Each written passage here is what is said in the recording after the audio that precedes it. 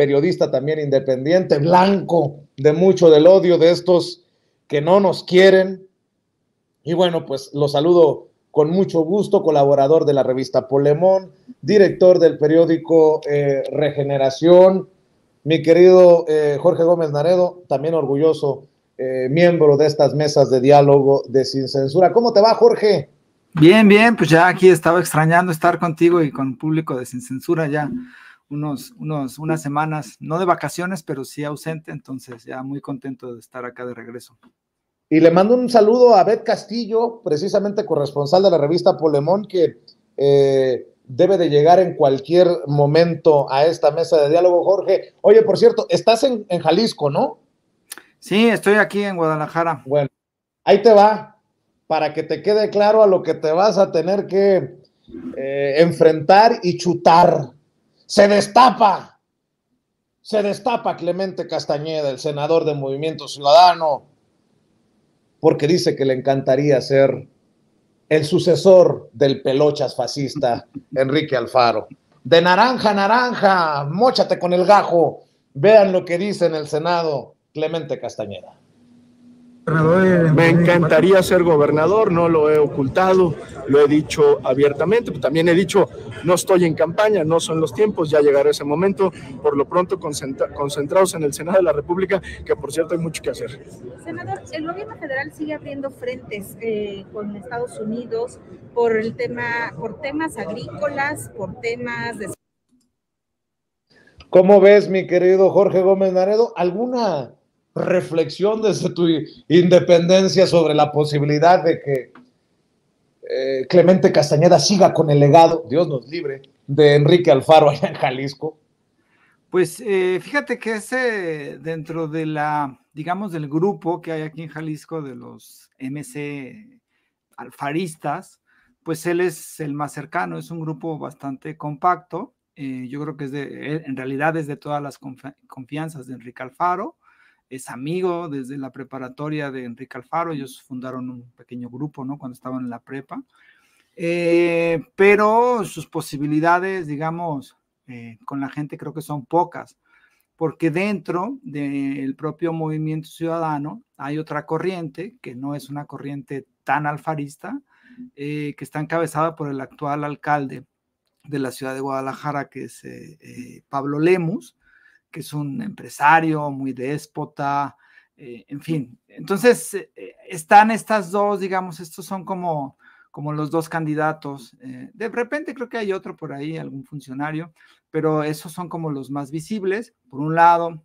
está Clemente Castañeda, con muy poco arraigo social en Jalisco, con creo que poco carisma como candidato, pero que tiene pues la venia, ¿no? Y es de todas las confianzas de Enrique Alfaro. Y por otro lado, pues está Pablo Lemus, que no es, incluso ha tenido fricciones con Alfaro, y es quien tiene como mayores posibilidades. Entonces, pues están entre estas dos partes. Clemente se ha caracterizado por criticar de forma ruda cada acción del gobierno de Andrés Manuel López Obrador, como lo ha caracterizado Enrique Alfaro, especialmente Enrique Alfaro en los primeros 3 años. Ahora creo que un poco le ha bajado, ¿no? Aunque le sude cuando hay mañanera allá en Jalisco. Entendió el que entendió. Esa mañanera fue muy, muy linda. Sudo como Alfaro, ¿no? Fue el hashtag. Tú fuiste el culpable, no te hagas. Así, señor presidente. Sí, bueno, hacía mucho calor también, eso era cierto. Pero bueno, o sea, creo que, pues sí. Ahora, él dice que no anda en campaña, pero yo lo veo en campaña. Cada ratito aparecen eventos a los que va y ya está como muy claramente tratando de posicionarse. Pero como te digo, pues Clemente Castañeda a mí me parece que ha sido como una voz muy crítica del gobierno de Andrés Manuel. Todo lo que hace el gobierno federal lo critica. Y hay que recordar que ellos fueron... Ahorita estaba leyendo, recordando unas cosas. Ellos fueron, por ejemplo, en la pandemia los que demandaron a Hugo López-Gatell, los que hacían postales y en sus redes sociales ponían cuántos muertos se iban incrementando todos los días por el COVID-19. Creo que MC ha actuado de una forma muy lamentable, y pues ahora con esto de que no no van a presentar candidaturas ni en Coahuila ni en el Estado de México, pues ahí hay muchas interpretaciones. Pues una de ellas es que quieren favorecer a la candidata, por ejemplo, del PRIAN-RD en el Estado de México, Alejandra del Moral, para que sea una contienda entre dos. Bueno, ya la había aplicado Juan Cepeda también en el 2017 para afectar a Delfina Gómez. Algunos entendemos que esto podría buscar favorecer a Alejandra del Moral, llamada en algún momento por Laura Rojas, la panista, como corrupta y como saqueadora, y ahora pues es la candidata de ese panismo hipócrita. ¿Tú crees también que lo hagan para favorecer a la candidata del PRI-PAN-RD? Porque en Movimiento Ciudadano dicen que se está haciendo a un lado el candidato Juan Cepeda de Movimiento Ciudadano porque ya hay un pacto PRI-Morena. Y bueno, pues traen un verdadero relajo, ¿no, Jorge? Sí, digo, la versión oficial de Movimiento Ciudadano es que, como bien lo dices, hay un pacto entre Morena y el PRI, Primor, y entonces ellos supuestamente ya dicen que Morena se va a quedar con el Estado de México y que el PRI se va a quedar con Coahuila y que es un pacto y que las elecciones ya no funcionan y punto, ¿no? Pero en realidad creo que es muchísimo más complejo. Yo creo que hay como varios factores. MC ha elaborado un discurso como la fuerza emergente, la fuerza que incluso ya compite con la segunda fuerza política, que es el PRI o que podría ser el PAN, ¿no? O conjunto, ¿no? Se presentan como la tercera opción, se presentan como los que pueden, digamos, ser la balanza, el juez de la balanza, como los que podrían, si van con este lado, inclinar la balanza para acá, o si van por este lado, inclinarla para la otra. Y eso les ha dado hasta cierto punto resultados. Es decir, ellos se presumen como que tienen un 8, 9, incluso hasta 10, 12% en la intención del voto a nivel nacional. Y eso lo presumen y por supuesto que eso lo venden. Es decir, si yo te apoyo, tú puedes ganar, o si yo no te apoyo, tú puedes perder. Ahora, yo creo que Damián Cepeda, que fue candidato del PRD y que ahora está en MC, no tenía posibilidades de ganar, eso era claro, pero creo que incluso no tenía posibilidades en una elección entre pues dos mujeres, competida, digamos, en el sentido de que se van los dos polos, pues yo creo que iba a ser un gran fracaso, un fracaso incluso de menos del 3% en el total de los votos. Lo mismo iba a suceder, creo, en Coahuila. Entonces, ese discurso de Movimiento Ciudadano, de ser el juez de la balanza, de ser la fuerza emergente que está teniendo una revolución y que está cambiando la historia, ¿no?, de este país de dos polos y que ellos son la tercera opción, pues con los resultados creo que se iban a venir abajo. Es decir, si Cepeda sacaba menos del 3 o menos del 2%, pues se iba a ver que MC no pintaba en el Estado de México, que es un gran bastión de votos, y que esa especie de fuerza a nivel nacional, pues más que real, era discursiva. Entonces, creo que esa reflexión, eso tuvo impacto en que no presentaran a los dos. Ahora, como resultado, me parece que beneficia, y no sé si hubo un acuerdo para que no se presentara, además de esto, que eso pudo haber sido también, para que no se presentara un candidato, y entonces esos votos, que creo que ya la gente de oposición vota por MC, se fueran con la oposición, ¿no? O con el PRI, con el PRD, PRI, PAN, PRD, que no son oposición en el Estado de México, pero que a nivel nacional sí son. Es decir, el voto de MC no es un voto progresista, no es un voto que, digamos, acuda a fuerzas más de izquierda, sino es un voto de oposición a Morena y de oposición a Andrés Manuel López Obrador.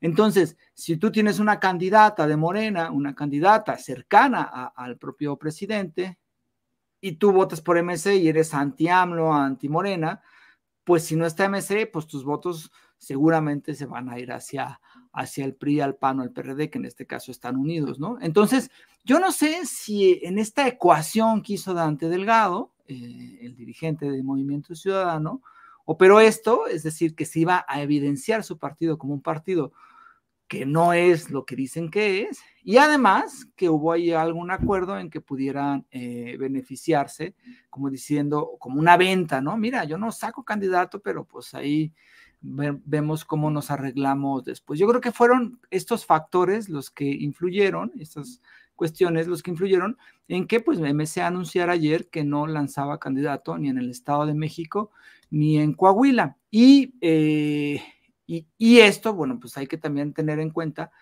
que MC, más allá de Jalisco, que es un caso muy atípico, en realidad, porque MC, la fuerza de MC en realidad aquí en Jalisco es panista, es el PAN, ¿no? El PAN de antaño que está ahí coludido con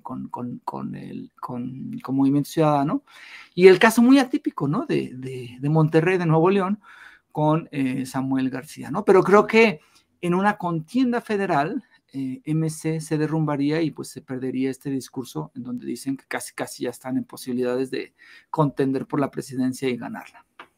Así es, y como ya llegó Beth Castillo, a quien saludo con mucho gusto, vamos a ver y escuchar a priistas como Rubén Moreira, el coordinador del PRI en la Cámara de Diputados, el exgobernador priista de Coahuila, pues enojado porque Movimiento Ciudadano ha retirado a sus candidatos tanto en Coahuila como en el Estado de México.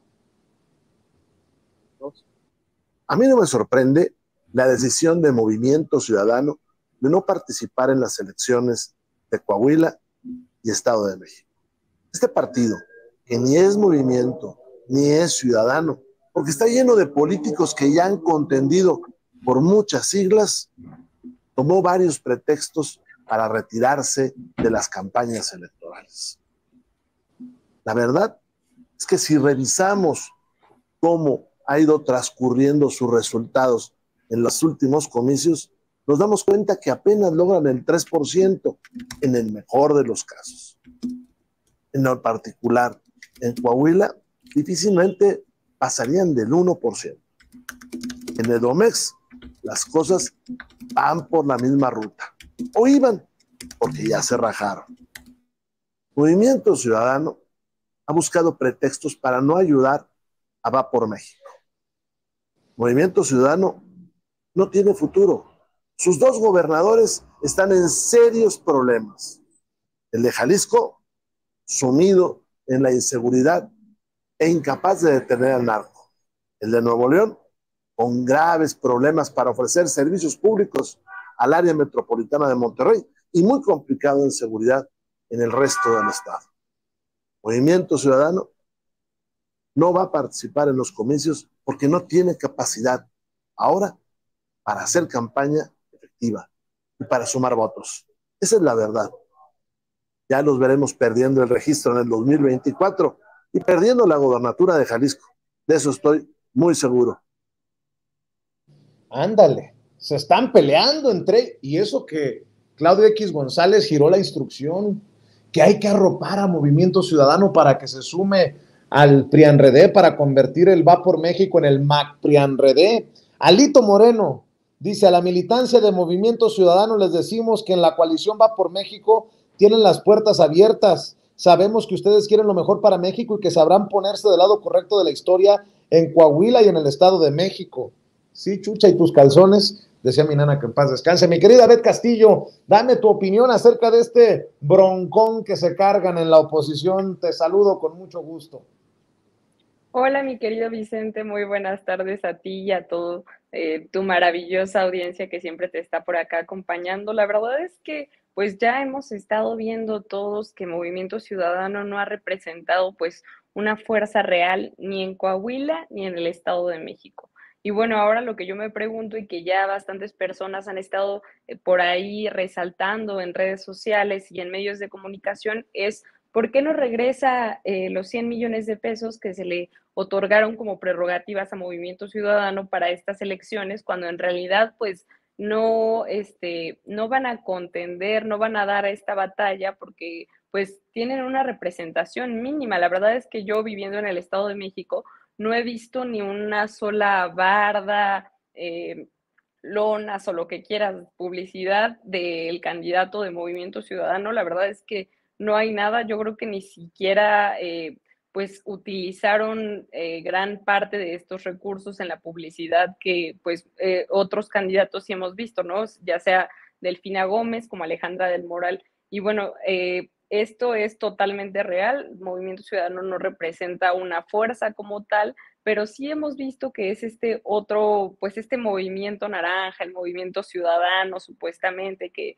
es más bien un partido que se ha parecido en muchas cosas al PAN, que dicen ser progresistas, pero que a la hora de votar, por ejemplo, por el aborto, pues votan en contra, que han resultado, pues, con posturas muy conservadoras y además pues hipócritas, ¿no? Porque dicen ser ciudadanos, dicen estar con la gente, ahora ya se están robando algunas de las frases de Andrés Manuel. Por ahí he visto pintado acá en la Ciudad de México el movimiento de la alegría, cuando pues realmente lo que hemos visto es hipocresía pura. Hemos visto candidatos como Dante Delgado que se duermen en las sesiones del Senado. Vemos a un Alfaro que no puede controlar la inseguridad en Jalisco. Vemos a Samuel García en Nuevo León, que también pues se ha pasado pensando en otros proyectos en lugar de darle prioridad a cuestiones tan importantes como la del agua, ¿no? Yo creo que sí sería importante que transparenten con la gente en qué utilizaron todos estos recursos y ahora ya no van a participar, y también pues ya que se le quita el registro a los partidos que no tienen una representación, viéndolo más a futuro, ¿no, mi querido Vicente? Pues sí, y bueno, déjenme pedirle su opinión también de esto, de lo que nos enteramos en la mañanera, en pleno ejercicio de transparencia, que ocurre cuando el presidente recibe o tiene esta conversación con el gobernador de Tamaulipas, Américo Villarreal. ¿Tienes el momento, David? Échamelo, por favor. Mientras yo les voy informando. A ver, aquí, espérate, vamos de una vez. A ver, aquí está el altavoz, ¿lo quiere? Es una llamada del gobernador. Sí. Américo, mira, te están escuchando, aquí en la conferencia. Sí, señor. ¿Puedes informarnos? Pues, señor, siguiendo sus instrucciones del trabajo en conjunto, no hemos dejado desde el día viernes de estar atentos de este problema, y hoy aproximadamente hace una hora nos notificaron que había indicios de haber visto a los 4 ciudadanos norteamericanos, y hace 35 minutos ya fue plenamente confirmado por la Fiscalía. De los 4 hay 2 de ellos fallecidos, una persona herida y la otra con vida, y ahorita van las ambulancias y el resto del personal de seguridad a dar el apoyo correspondiente pues para el traslado y el apoyo médico que se pueda requerir. Muy bien, Américo, muchas gracias, ya se informó, y más tarde la secretaria Rosa Isela Rodríguez va a detallar más, a ampliar la información. Así es, pues lo que tengamos inmediatamente se lo reportamos. Bueno, un abrazo, muchas gracias. Gracias, a sus órdenes. Adiós, adiós. Hasta bueno, yo hablo de transparencia, en la oposición ni eso van a reconocer, pero en el momento en que se informa el presidente, se le informa al pueblo de México, por dolorosa que sea la información. Y bueno, pues ya te has dado cuenta del golpeteo desde redes sociales, desde los círculos políticos y desde Estados Unidos. Jorge Gómez Danedo, dame tu opinión. Sí, es muy interesante lo que sucedió ahí en materia de rendición de cuentas y de comunicación. Tú sabes que la oposición pues denigra, ¿no?, en todo momento las conferencias de prensa mañaneras, el ejercicio, dicen que es un show, dicen que no se informan, que no proporcionan datos, incluso ahí de repente hay un libro, ¿no?, de las mentiras de las mañaneras, pero yo pienso que esto es algo, ya estamos acostumbrados, llegamos 4 años, pero es algo importantísimo porque la máxima figura política del país, pues de una forma inmediata está rindiendo cuentas ante un hecho muy mediático, ¿no?, lamentable, el asesinato, pero lo está rindiendo y además está en comunicación con el gobernador y los dos en ese momento están informando, ¿no? Esto era raro que sucediera, por ejemplo, en los sexenios de Vicente Fox, de Felipe Calderón o de Enrique Peña Nieto, ¿no? Que las máximas autoridades rindieran cuentas, informaran de forma clara y no solamente en casos excepcionales, como fue de Ayotzinapa, de los estudiantes de Ayotzinapa, donde incluso a la media hora de que era la conferencia, el entonces procurador dijo el famoso "ya me cansé". Entonces esto es verdaderamente importante, es decir, es un ejercicio de transparencia, es un ejercicio de rendición de cuentas y de información.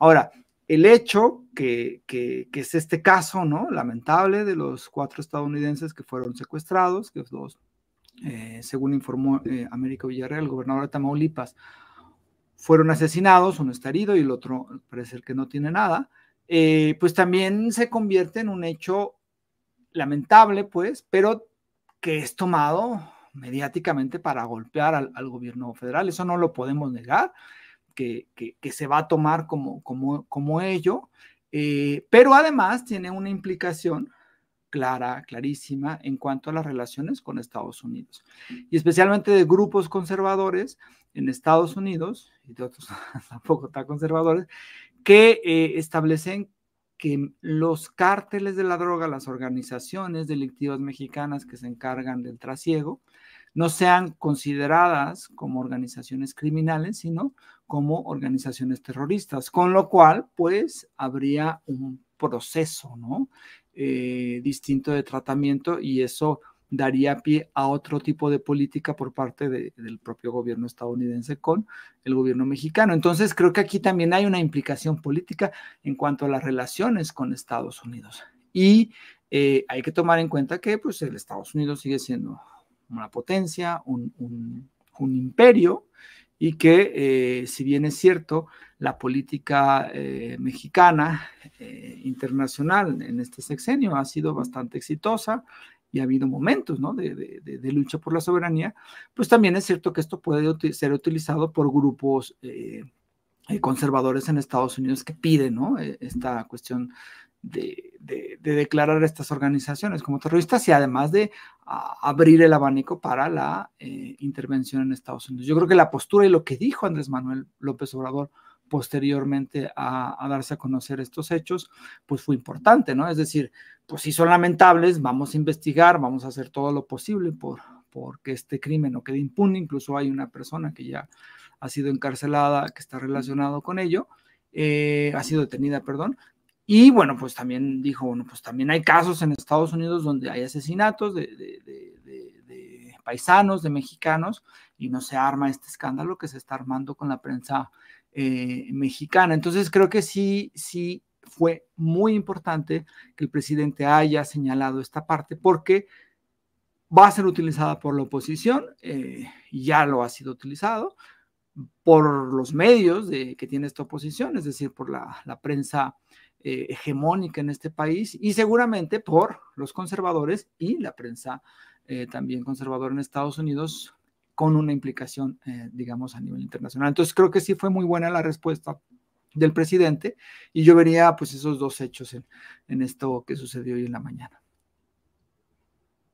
Bueno, para seguir abonando y escuchar también tus opiniones, Beth, Emilio Álvarez y Casa, el senador del Grupo Plural que llegó al Senado por el PAN, disque defensor de derechos humanos, dice, la primera parte del tuit, obviamente hay que respaldarla, ¿no? Es inaceptable que Estados Unidos pretenda que tropas suyas ingresen a nuestro territorio. El gobierno de México es el que debe garantizar seguridad a nacionales y extranjeros. Que públicamente haya secuestros es ejemplo de la negligencia cómplice de cómo la 4T tolera delincuentes. Ahí sí es donde la burra tumba a Genaro. Es la hipocresía de estos conservadores. Lo has escuchado, lo has leído así de incisivo por el caso, por ejemplo, Guanajuato, en donde gobierna el PAN. Yo nunca lo vi, lo leí así a don Emilio Álvarez y Casa, el senador opositor del Grupo Plural, por el caso Tamaulipas, incluso con Cabeza de Vaca, solo por mencionar algunos ejemplos, pero bueno, dice que públicamente haya secuestros es ejemplo de la negligencia cómplice de cómo la 4T tolera delincuentes, dice Emilio Álvarez y Casa. Dame tu opinión, Beth.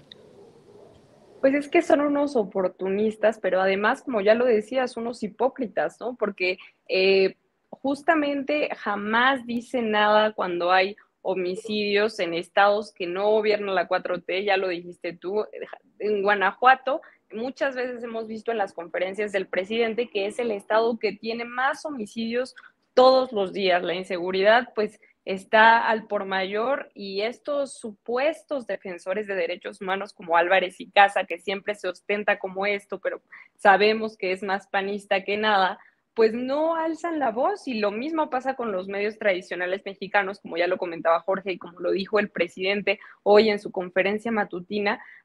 Han creado todo un escándalo cuando se trata algo lo que pueden atacar a la Cuarta Transformación y al presidente López Obrador. La verdad es que eso solo hace que nosotras como ciudadanas veamos que pues no les importa la violencia, no les importa denunciar la inseguridad o dar propuestas o proponer algo. Realmente lo que les importa es atacar a López Obrador. Yo creo que eso es en lo único en lo que han logrado articularse, pero a final de cuentas ellos mismos se acaban peleando. La verdad es que lo que hemos podido ver es pues un presidente que está informando, que incluso, como ya lo mencionaron, ya existe pues esta detención a uno de los responsables, y además también tenemos pues una respuesta rápida, porque no solo sabemos ya lo que dijo el presidente de la República y lo que dijo el gobernador Américo Rangel de Tamaulipas. También vimos que ahorita, precisamente a la 1:30, va a estar Rosa Isela, la secretaria de Seguridad, dando esta conferencia de prensa en la que se va a dar más información respecto a estos hechos. Vemos toda una movilización por parte del gobierno en la que se están atendiendo no solo este caso, sino muchos otros, ¿no? Y a mí me parece muy valioso rescatar lo que decía el presidente de, pues hablándole un poco a nuestros paisanos que están allá en Estados Unidos a la hora de votar, que pues se fijen por quiénes están votando, ¿no? Porque también desde Estados Unidos hemos visto cómo estos personajes, incluso Bob Menéndez y otros, han estado impulsando todos, pues estas narrativas antimexicanas al 100%, en la que no dejan de atacar a la 4T y al presidente López Obrador por todas estas políticas que se han estado haciendo en nuestro país y por cómo hay... hoy en día existe una verdadera defensa, ¿no? Como casi diario prácticamente el presidente López Obrador repite que México es un país libre y soberano, y sí denunciar que pues ya no podemos creer en toda esta narrativa que van creando los medios tradicionales, porque solamente sacan lo que les conviene para atacar al presidente. Y pues estos personajes como Emilio Álvarez y Casa es lo mismo, ¿no? Nada más que son más hipócritas, porque algunos ya sabemos que pues son profundamente conservadores, pero Emilio Álvarez y Casa, si me lo preguntan, pues para mí es peor, porque él se dice defensor de los derechos humanos, se dice activista, navega con la bandera de que dejó el PAN, pero vemos que es más de lo mismo e incluso peor, ¿no? Porque dice ser diferente, pero es otro conservador hipócrita. Así es, y para cerrar, si me permiten, su opinión acerca de estos últimos días, previo a que se vayan Ciro Murayama y Lorenzo Córdoba del INE, porque cómo han hecho ruido, y así saldrán hasta el último día, echando chispas por perder sus privilegios y contra el plan B de reforma electoral del presidente Andrés Manuel López Obrador. Dice Lorenzo Córdoba, por ejemplo, el plan B sí destaza al INE y desaparece hasta el 85% de la columna vertebral del INE. Es más, no, mi querido David, póngame a Lorenzo Córdoba en pleno drama y colapso. Ahí usted tiene el video. Vean y escuchen Jorge Beth, y vamos a cerrar con sus comentarios y opiniones acerca de el ruido con el que se están despidiendo Lorenzo Córdoba y Ciro Murayama. Y eso es lo que desde trincheras como esta, que muy pronto va a ser, por su autonomía, estoy seguro, acosada desde el poder, un poder que es repelente a las autonomías, un poder autoritario, desde aquí, desde esta trinchera, en 24 8 días, diputado, aprenda a contar. En su contador tiene un día, me da un día más. No quiero un día más, lo dije y lo repito, si no somos iguales. Y desde esta trinchera, desde la universidad a la que vuelvo, defenderé con ustedes no solamente a la democracia, sino también la autonomía de nuestra universidad frente al poder arbitrario y abusivo que recela y es repelente a todo lo que no sea el pensamiento único. Muchas gracias. Bueno, pues ese es un Lorenzo Córdoba desencajado, arremetiendo contra Sergio Gutiérrez Luna, diputado de Morena por Veracruz, y bueno, pues ya da por hecho Lorenzo Córdoba, quien fuera Lorenzo Córdoba, ¿no? Para irse y regresar cuando él quiera a la UNAM. Dice que él regresa a la UNAM, que ahí le tienen apartado su rinconcito. Mi querido Jorge Gómez Naredo, esto también se ha convertido en una campaña de golpe directo contra el presidente Andrés Manuel López Obrador. Sí, no, el cinismo de Lorenzo Córdoba y de Ciro Murayama pues son impactantes. Esto de Lorenzo, pues no sé cuántos años lleva ya y le guardaron su espacio en el Instituto de Investigaciones Jurídicas y él pues ahora sí como transformado en una especie de salvador de la democracia, de defensor de las libertades, cuando lo que se debate no es si hay o no democracia en este país, no es si se tiene un gobierno autoritario, no es si vamos directo a la dictadura, sino es una cuestión de cómo hacer eficiente a un instituto electoral que sí se establece como autónomo, pero pues esta autonomía no debería de implicar pues que hay una tendencia a que se gaste menos, que hay una tendencia a que sean más eficientes las instituciones públicas y que el INE tendría que estar en esta tendencia y que buscar, ¿no? una mejora que no impacta en las libertades de las personas, que no impacta en la democracia. Entonces, esto que repiten y que se ponen como los defensores de la libertad. La otra vez estaba revisando unos textos de José Waldenberg, que es como, digamos, la vaca sagrada, ¿no? de este grupo, donde ellos dicen, bueno, pues es que la democracia se da a partir del INE y el INE siempre ha sido un instituto que ha garantizado la libertad y que ha garantizado la democracia. Y a partir de este discurso de que el INE siempre, IFE-INE siempre lo ha hecho, pues dicen, ahora lo que quiere hacer este gobierno autoritario es desaparecer y despedazar al INE.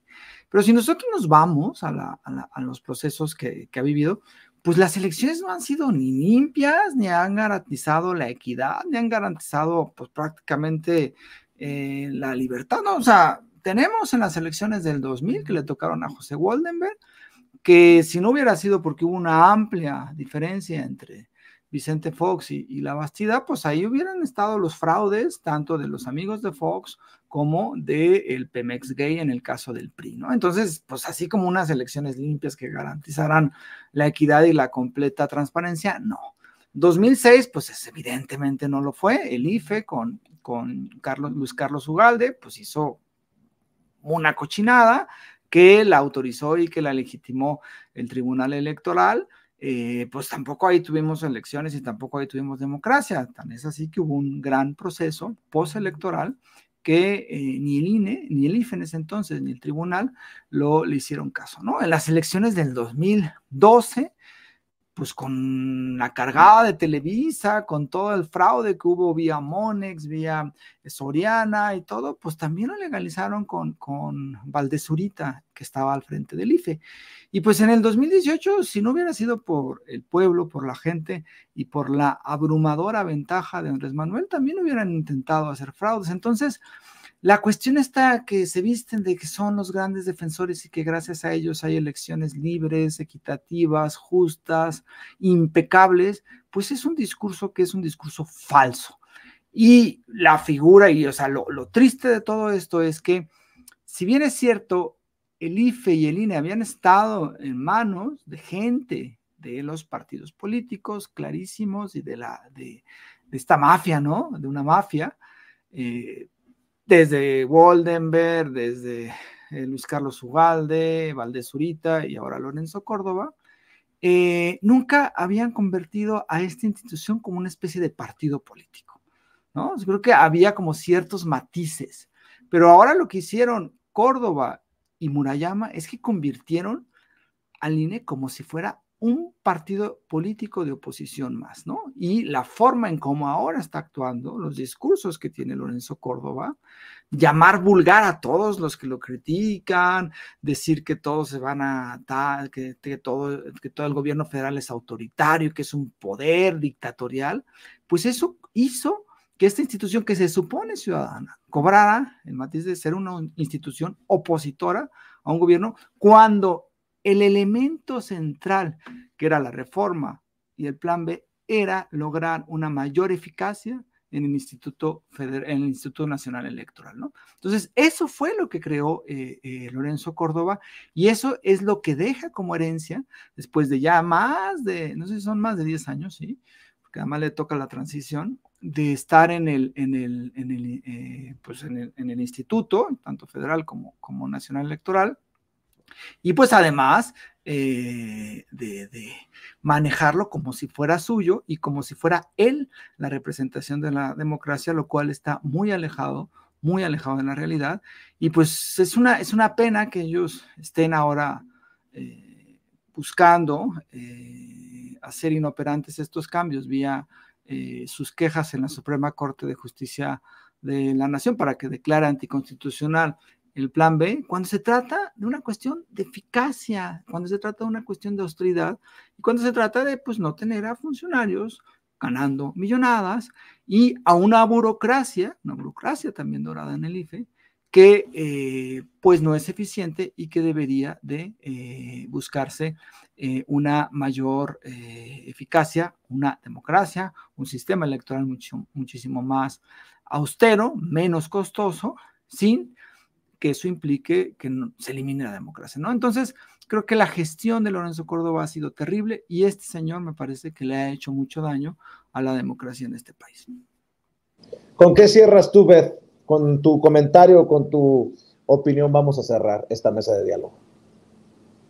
Pues sí, mi querido Vicente, yo creo que más bien quien se ha encargado de despedazar la democracia no ha sido López Obrador, sino Lorenzo Córdoba, con la campaña abiertamente que ha hecho en contra del gobierno y a favor de quién sabe qué organizaciones ciudadanas, que ahora pues hemos visto bastante y que no ha sido gracias al INE que hemos tenido pues elecciones medianamente justas, porque incluso hemos observado, incluso pues no solo en las elecciones de 2018, sino también en 2021, ahora en 2022, cómo han habido pues fraudes electorales, han habido intento de compra de votos, se han hecho muchísimas denuncias y bueno, todo esto con el presupuesto que tiene el Instituto Nacional Electoral, que resulta ser uno de los más caros del mundo.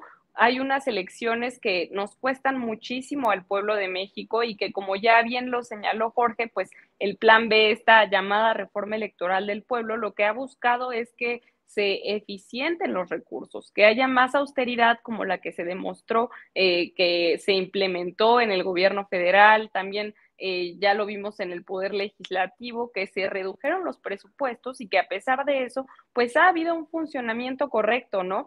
Lo único que hemos visto que se ha impulsado con Lorenzo Córdoba, con Ciro Murayama desde el INE, es toda esta campaña de desinformación, de manipulación, en la que ahora pues incluso sacan comerciales diciendo que la INE, esta credencial para votar, es un documento súper importante, que es en lo que más confían los mexicanos, haciendo pues una referencia a cómo supuestamente López Obrador va a quitar estas credenciales con su plan B porque ya no va a haber dinero, y también totalmente pues han hecho estos análisis en los que vemos como con estos sueldos millonarios que tienen las y los consejeros del INE, con estos aparatos, estas estructuras que representan con sus asesores, con sus auxiliares técnicos, pues se podría tener una mejor eficiencia, las elecciones podrían costarle menos a la gente, porque es el pueblo de México quienes pagan los impuestos, que es pues lo que se ve reflejado en sus sueldos millonarios,